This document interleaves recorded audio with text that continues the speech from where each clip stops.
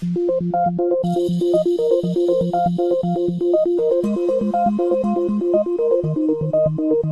ये डायग्राम लेने का रीजन क्या है मैं इसको भी बताती हूँ आपको। इसमें ना कनेक्टिव बहुत अच्छा दिख रहा है, ये जो है ये देखो, हाँ भाई यहाँ पे ऐसे कनेक्ट हुआ है। ये नॉर्मली जब किसी भी प्लांट में आप क्या करते हैं, एंथर देखने का काम करते हैं। कभी भी जब आप एंथर देखेंगे, ठीक है,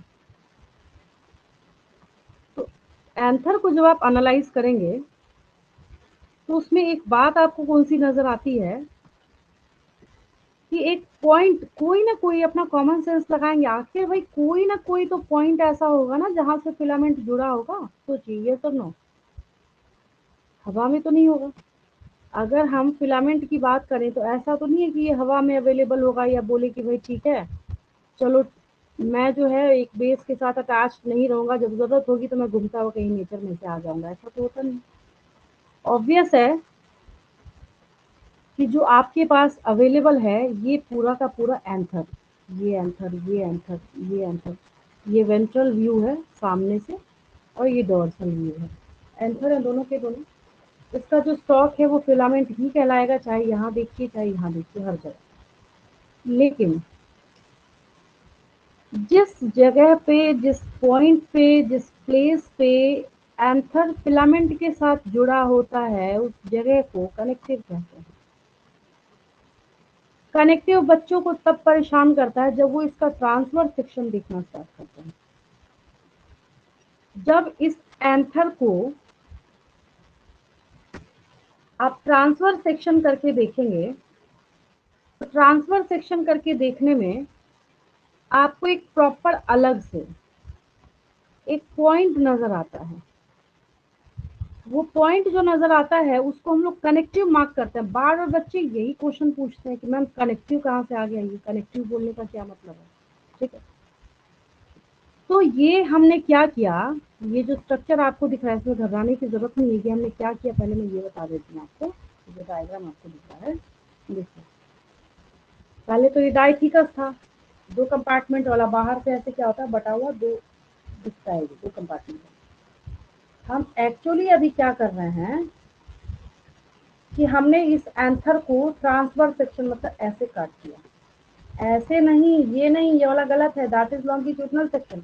लॉन्गिट्यूडनल सेक्शन करके नहीं देख रहे हैं हम इसका ट्रांसवर्स सेक्शन करेंगे। हम ऐसे काटेंगे बीचों बीच, ऐसे ट्रांसवर्स सेक्शन हो गया। क्या हो गया ये? ट्रांसवर्स सेक्शन हो गया। ठीक, तो ट्रांसफर सेक्शन करके जब हमने देखा तो हमें ऐसा 1 2 3 एंड 4, हमें ऐसे 4 कॉर्नर्स वाला, 4 कोने वाला एक स्ट्रक्चर दिखाई दिया, जिसकी वजह से हम बोलते हैं कि एंथर या टीएस या transfer section of an anther possesses a tetragonal structure. क्या बोला मैंने? आपको मेरी बात समझ आई? अगर आपसे पूछा जाए कि anther possesses pentagonal, tetragonal, trigonal, polygonal structure, answer क्या होगा? टेट्रागोनल। सही बात है। टेट्रागोनल। और हाँ, 4 कोने आपको दिख रहे हैं, 1 2 3 4। बहुत सुंदर सुंदर इमेजेस अवेलेबल है। इसको लेने का सबसे बड़ा रीजन ये है समझाने के लिए, इसमें 4 कलर भी अवेलेबल हैं और 4 लेयर्स की आपको पढ़ाई भी करनी है। ठीक है, इन सब में से जो नंबर 1 है that is epidermis. Sky blue colour से जो आपको दिख रहा है दैट इज एपिडर्मिस। ये क्या सबसे बाहर जो दिख रहा है स्काई ब्लू कलर से, दैट इज एपिडर्मिस। ठीक है, एपी मतलब ऊपर, डर्मा मतलब स्किन या लेयर, तो बन गया एपिडर्मिस। सबसे अच्छी बात पता है क्या है? प्लांट में टॉप से लेके टो तक, या किसी भी एनिमल ऑर्गेनिज्म में टॉप से लेके टो तक जो बाहरी लेयर होता है ना उसको एपिडर्मिस की। आपके बॉडी में भी जो बाहरी स्किन का लेयर है क्या बोलते हैं? उसको एपिडर्मिस बोलते हैं। प्लांट्स में भी लीफ से लेके, स्टेम से लेके रूट तक में बाहरी लेयर को देखिए क्या बोलते हैं, किताब निकाल के एपिडर्मिस बोलते हैं। इसको भी एपिडर्मिस बोलते हैं। क्या दिक्कत है? पहला लेयर याद हो गया सबको? The outer most layer of yes ma'am. Anther is, the outer most layer of anther is, epidermis. ठीक है, वेरी गुड। फिर अभी अभी मैं बार बार आपको पॉइंट आउट करके ना कनेक्टिव दिखा रही थी। मैंने बोला देखो यही वो पॉइंट है जहाँ पे ये एंथर फिलामेंट से जुड़ा है। तो जब आपने उसको ट्रांसफर सेक्शन काटा तो आपको उसका स्क्वायर तो दिखेगा ना, जो निशान है उसका स्क्वायर दिखेगा नहीं दिखेगा? दिखेगा। स्क्वायर दिखेगा तो लेबल करना पड़ेगा आपको। तो आपने उसको बोला कनेक्टिव। क्या बोला आपने उसको? कनेक्टिव। ठीक है। एपिडर्मिस के बाद अब हम कनेक्टिव तो खैर बात की बात है, ये मैं बाद में बताती चलता। अभी दिख गया मुझे ऊपर तो मैंने बता दिया, लेकिन फ्लो में आपको पहले एपिडर्मिस देखना है, उसके बाद एंडोथेशियम को देखना है।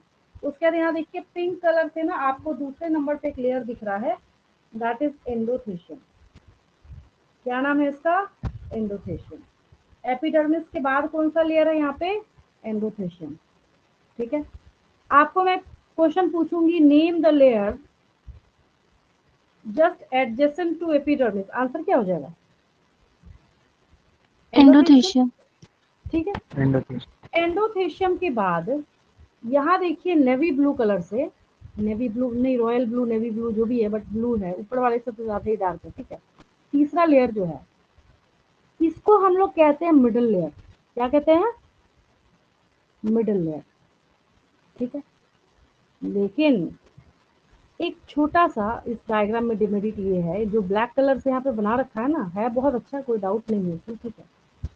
तो ये ब्लैक कलर से जो बना हुआ है ना, इसके बाहर में एक दूसरे कलर से इसकी लेयरिंग दिखानी चाहिए थी, क्योंकि चारों तरफ से जो इसको सराउंड करने का काम करेगा ना, यहाँ पे इसको सराउंड करने का जो काम करेगा दैट इज टेपेटम।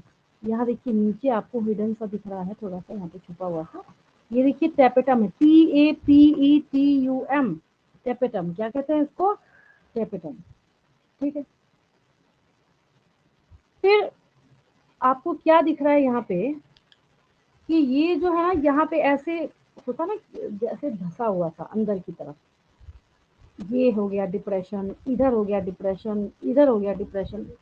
तो इसके लिए ना कई किताबों में एक टर्म लिखा हुआ है, मैं यहाँ पे मेंशन कर देती हूँ आपको। ठीक है।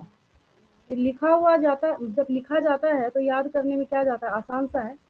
आपको एक स्टोमियम टर्म सुनने को मिलेगा। समझ आया किसको बोला मैंने स्टोमियम?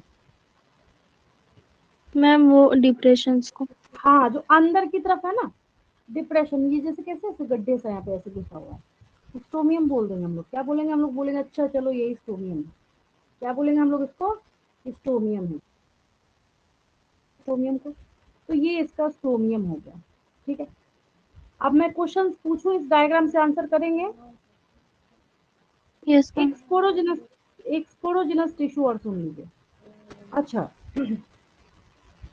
आप अपनी लाइफ में जब यूनिसेलुलर स्टेज में थे, तो यूनिसेलुलर स्टेज में उस सेल का नाम क्या था? जाइगोट। Very good. तो सोचने वाली बात ये है कि यहाँ पे इसके अंदर जो आपको ये ब्लैक कलर के, ये जो एक गोला, एक सर्कल, 1 माइक्रोस्पोरेंजियम, दूसरा 2 माइक्रोस्पोरेंजियम, तीसरा 3rd माइक्रोस्पोरेंजियम, चौथा 4th माइक्रोस्पोरेंजियम। अगर एक होगा तो हम माइक्रोस्पोरेंजियम बोलेंगे, अगर एक से ज्यादा होगा तो हम इसको माइक्रोस्पोरेंजिया बोलेंगे। क्या बोलेंगे? माइक्रोस्पोरेंजिया बोलेंगे। क्या बोलेंगे हम लोग इसको? माइक्रोस्पोरेंजिया। प्लूरल है, microsporangia is the plural word. अगर मैं इन शॉर्ट बोलूं तो माइक्रोस्पोरेंजिया एक एंथर में 4 होते हैं। कितने होते हैं? 4 दिख रहा है सबको? Yes ma'am. 4 नजर आ रहा है सबको, उसमें तो कोई शक नहीं किसी को। ये देखिए 1 2 3 और 4, 4 है। ठीक। लेकिन अगर पूछ लिया गया कि एक लोब में कितने हैं, एक लोब इधर वाला हो गया, दूसरा लोब, ये जो डिप्रेशन ऐसे मैम गड्ढे से आने दोनों के लिए तो प्रेजेंट है। बाहर से आंसर आपको डाइथिकस दिखता है। ठीक है। तो एक लोब में 2 माइक्रोस्पोरेंजिया होंगे और एक एंथर में 4 माइक्रोस्पोरेंजिया होंगे। ठीक है। तो जैसे आपकी लाइफ में आप कभी एक सेल के थे तो उसका नाम जाइगोट था, ठीक उसी तरीके से यहाँ पे जब कभी ना कभी तो इसने क्या किया होगा, पॉलन ग्रेन के भी माइक्रोस्पोर मदर सेल जो यहाँ पे इनिशियल स्टेजेस में बने होंगे, तो उसको देखिए नाम ही इसका है स्पोरोजिनस टिश्यू, स्पोर बनाने वाले टिश्यू। ठीक है। उसको शुरुआती स्टेजेस में हम लोग स्पोरोजिनस टिश्यू कहते हैं। क्या कहते हैं? पोरोजिनस टिश्यू का, ठीक है। तो आप जो क्वेश्चंस पूछ रही हूँ फटाफट आंसर कीजिए। फर्स्ट क्वेश्चन मैं आपसे पूछ रही हूँ, name the depression which is present in the anther. क्या बोलेंगे? स्टोमियम। स्ट्रोमियम। ठीक है, very good. The third layer of an anther from outside. Middle layer. Middle layer. ठीक है, very good. And the layer which is just adjacent to microsporangia. Tapetum. Very good. Innermost layer of an anther. Tapetum. Very good. How many microsporangia are present in a lobe of an anther? 4। 2। In a ma'am lobe one of an lobe में anther? 2 होगा। 1 lobe हाँ, में very 2 good. होगा। हाँ, one lobe में 2 होंगे, ठीक है। 2 होगा। अब एग्जाम में एक चीज आप ध्यान देंगे कि आपको जो अरेंजमेंट है किधर से किधर, अगर वो इनसाइड टू आउटसाइड पूछ लिया तब आपको लिखना पड़ेगा tapetum, middle layer, endothecium, epidermis. लेकिन अगर आउटसाइड टू इनसाइड पूछा, लेकिन बच्चे बोलते हैं मैम कुछ नहीं लिखा, तो कुछ नहीं लिखा तो बाहर से अंदर की तरफ लिखते हैं, epidermis, endothecium, middle layer, tapetum, जैसे आपकी किताब पढ़ाती है वैसे लिखना पड़ता है, ठीक है। Next question, name the scar which possesses the joining point of anther with filament. Connective. Connective. ठीक है, वेरी गुड। याद हो गया ये डायग्राम सबको? Yes ma'am. ठीक है। अभी अभी ना मैंने यहाँ पे बोला कि एक येलो कलर से ऐसे करके अगर हम इसको सराउंड कर दें तो ये बिल्कुल परफेक्ट हो जाएगा। डायग्राम बेस्ट है, एनसीईआरटी का भी डायग्राम बेस्ट है, बस यहाँ पे कलर सेपरेशन था तो मैंने यूज किया इसको, ठीक है। टेपिटम आपको दिख रहा है ना, इसके पीछे कहानी छिपी हुई है। टेपिटम कहाँ दिख रहा है आपको? तो माइक्रोस्पोरेंजिया से चिपका हुआ। टेपिटम कहाँ दिख रहा है? माइक्रोस्पोरेंजिया के साथ अटैच्ड है। यही टेपिटम आगे जाके पॉलन ग्रेन के बनने में बहुत बड़ा और इम्पोर्टेंट रोल प्ले करेगा, क्योंकि पॉलन ग्रेन अगर 10,000 साल पुराना भी मिले तो वो लाइव कंडीशन में रह सकता है। कैसे? क्योंकि उसके बाहर एक super resistant, most resistant ma'am organic sporopollenin. हाँ, वेरी गुड, स्पोरोपोलिनिन की कवरिंग होती है, ठीक है। और वो स्पोरोपोलिनिन बनाएगा कौन? तो ये टेपिटम ही बनाएगा, ठीक है। ये मैंने आपको आज की क्लास में ये सारी चीजें सिखा रखी हैं। जिन बच्चों को याद था बहुत अच्छी बात है, जिन बच्चों को नहीं याद था तो कोई बात नहीं, आज की क्लास में जो मैंने बताया है उसको याद रखेंगे, ठीक है। लेकिन आज के बाद से नहीं भूलेंगे कभी, ठीक है। तो ये सब कुछ मैंने आपको आज की क्लास में बताया है एक डायग्राम बनाते हुए, और ये सारे लेबल्स करके आप लोग देख लेंगे, क्योंकि अब नीट का जो पैटर्न चेंज हुआ है उसमें कई सालों से आपको भी देखने को मिल रहा होगा कि डायग्राम बेस्ड क्वेश्चंस जो हैं वो भी आते हैं। आपको डायग्राम बना दिया जाएगा, डैश डैश डैश, कनेक्टिव है यहाँ पे डैश ए, सबसे अंदर में माइक्रोस्पोरेंजियम है डैश बी, और फिर नीचे में और 4 सब option A B C D is, 4 में से 3 गलत होगा और 1 सही होगा। तो कैच तो तब करेंगे ना जब आपको आएगा, ठीक है। किसी को कोई डाउट आज की क्लास में?